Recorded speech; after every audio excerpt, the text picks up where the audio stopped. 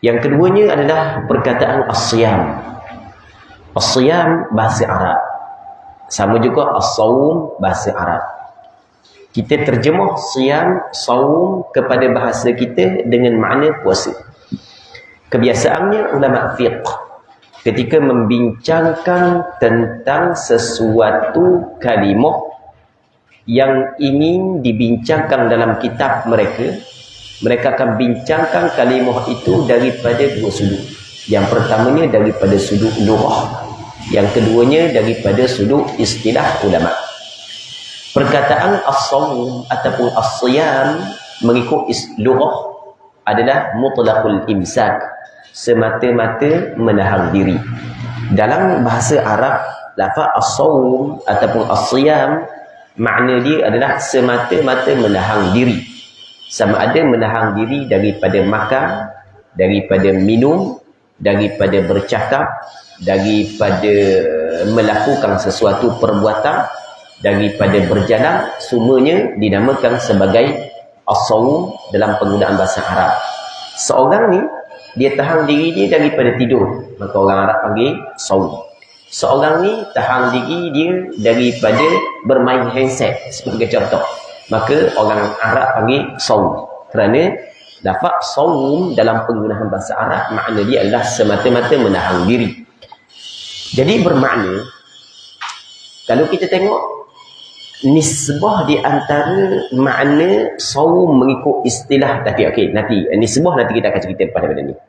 Kita cerita dulu sebagai contoh dalam Al-Quranul Karim, Allah Subhanahu wa taala menggunakan perkataan sawm dengan makna menahan diri daripada bercakap.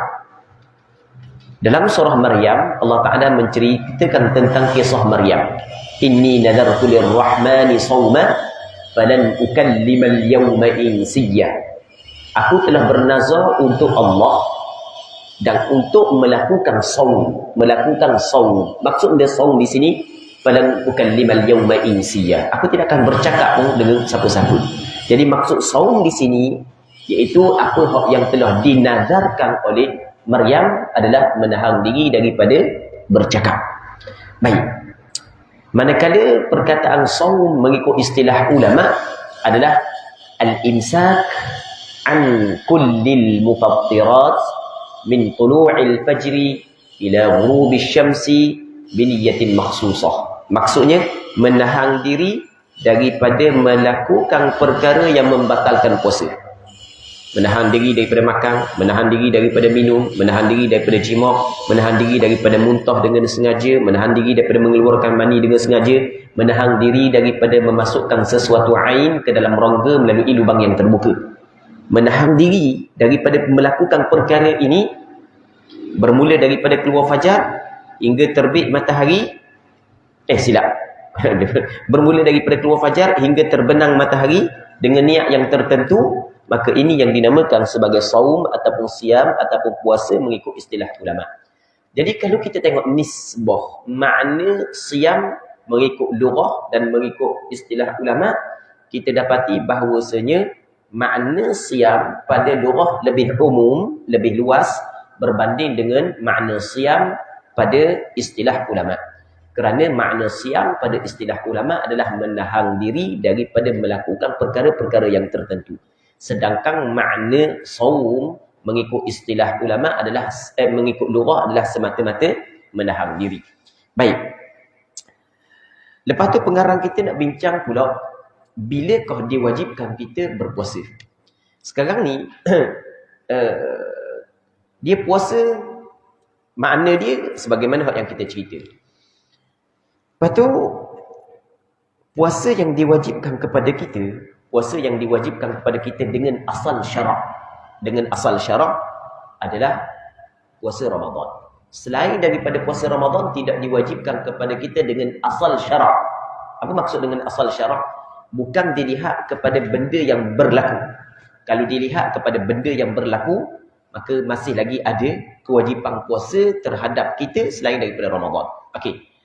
Kewajipan puasa hanyalah mengikut asal syarak dengan sepakat ulama adalah puasa Ramadan sahaja.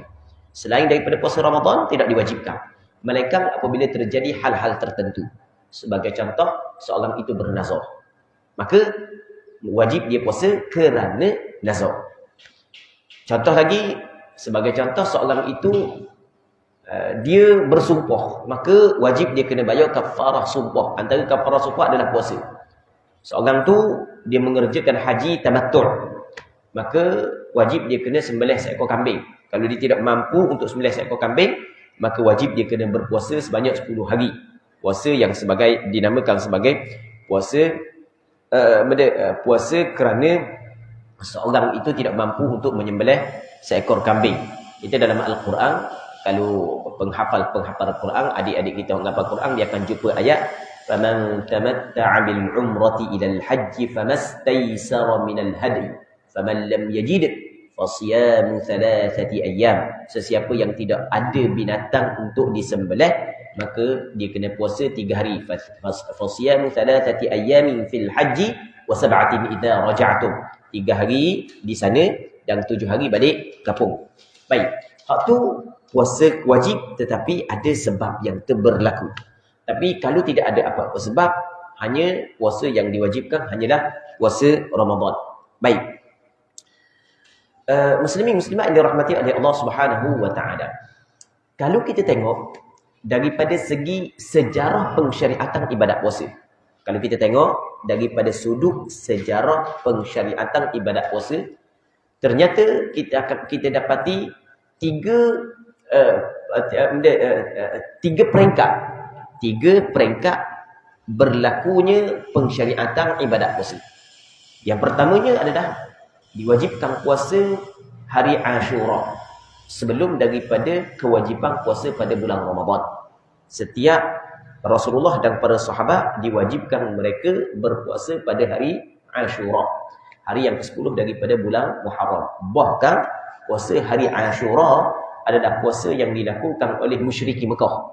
Kerana musyriki Mekah ada beberapa benda yang masih lagi mereka berpegang dengan ajaran yang dibawa oleh Nabi Ibrahim sebelum daripada ni. Antara benda yang mereka masih lagi buat adalah berpuasa pada hari Ashura. Soal mereka ubah cara, hak tu nombor 2. Cuma kita nak bincang puasa hari Ashura dilakukan oleh musyriki Mekah. Begitu juga dilakukan oleh puak-puak Yahudi. Maka pada awal Islam, Rasulullah sallallahu alaihi wasallam berpuasa pada hari Ashura dan memerintahkan kepada para sahabat supaya berpuasa. Okey, ini yang pertama. Yang keduanya, apabila turun ayat ya ayyuhalladzina amanu kutiba alaikumusiyam kama kutiba alal ladzina min qablikum la'allakum tattaqun ayyaman ma'dudat faman kana minkum maridan aw ala safarin fa'iddatun min ayyamin ukhra wa 'alal ladzina yutiqunahu fidyatun ta'amu miskin. Maka ketika itu diwajibkan kepada Rasulullah dan para sahabat, kepada umat Islam mengerjakan puasa pada bulan Ramadan. Apabila diwajibkan puasa pada bulan Ramadan, maka ketika itu puasa pada hari Ashura tidak lagi diwajibkan. Okey, bertukar kewajipan puasa pada bulan Ramadan. Cuma berpuasa pada bulan Ramadan pada awalnya adalah wa 'alal ladzina yutiqunahu fidyatun ta'amu miskin. Bagi mereka yang mampu untuk melaksanakan ibadat puasa, maka boleh dia bayar fidyah sebagai makanan kepada orang miskin. Maksudnya pada awal Islam ketika diwajibkan puasa Ramadan, para sahabat diberi 2 pilihan.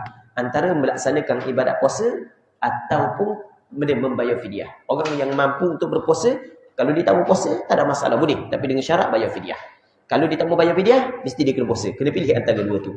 Maka lepas itu turun ayat syahrul ramadan alladhi unzila fihi alquran hudan linnasi wa bayyinatin minal huda wal furqan faman syahida minkumus syahra falyasumhu. Maksudnya sesiapa yang hadir, yang tidak bermusafir apabila masuk je 1 Ramadan, maka ketika itu hendaklah dia puasa.